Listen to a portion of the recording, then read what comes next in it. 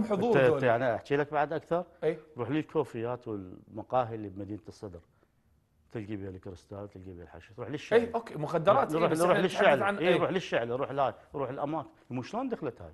شلون دخلت هاي طيب. المخدرات؟ دخلت الحشيش غير اكو جهه متنفذه، اكو جهه قاعده تتاجر بهذه الاشياء.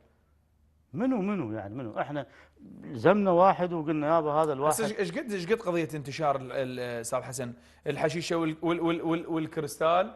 ايش قد احسب انتشار هذا؟ احسب ومنو دي يساهم بتمويله؟ حجم الجرائم اليوميه اللي الاجهزه الامنيه تلقى القبض عليه في حالات الواحد يقتل امه ويقتل ابوه ويقتل زوجة اخوه ويقتل اخته ويقتل اخوه. كل هاي الاشياء الحالات هي حالات انه التعاطي بالمخدرات والكريستال.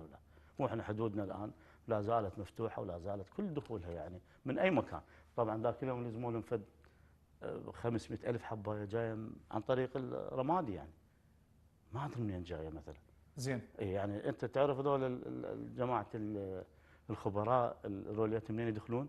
يدخلون باربيل، ومن اربيل يجون للعراق يدخلون بهاي الخبراء يشتغلون. طيب حجم الجرائم قيسه وحجم اليوميه اللي موجود. اكو معلومه ذكرت لي اياها جنابك.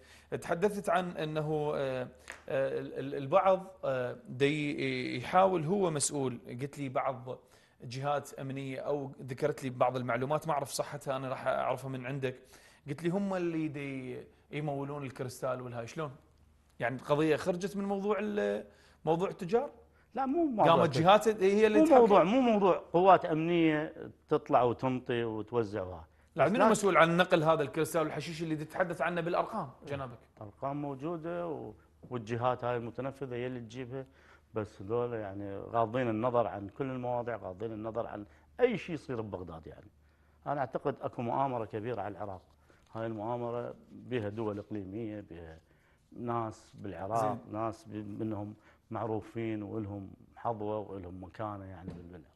صارت بي شرعنه موضوع الكريستال المخدرات في العراق؟ ماكو شرع وين يعني. لا شرعنه في انتشاره. انا موجود عدم السيطره عليه. رغم انا يعني متابع تقارير مهمه انه كثير عمليات القاء القبض سواء في ميسان او البصره او في بغداد على تجار. يعني قبل فتره اذا شفت شبابنا عندنا اثنين تصوبوا من عمليه السيطره على تاجر المخدرات. هاي يعني احنا العالم كله ينطي خسائر وتضحيات بهذا المجال. حتى في العراق هم مديريه مكافحه المخدرات انطت شهداء بالبصره، وصارت فعلا صح بالنجف، وصارت في كربلاء، وصارت يعني ابن محافظه كان يتاجر ولزموه بالسيديه، ابن فلان وزير، ابن فلان مدير عام، فلان يعني اكو قائد ابنه قاعد يتعاطى مخدرات. قائد هو قائد يعني برتبه فريق.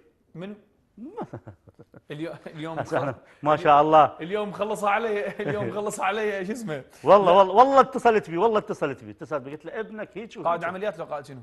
لا مو قائد عمليات، ضابط برتبه فريق. قلت له ابنك يتعاطى وابنك اعتدى على فلان شو فلان شو فلان. اجراء شنو؟ قال اطردته من البيت.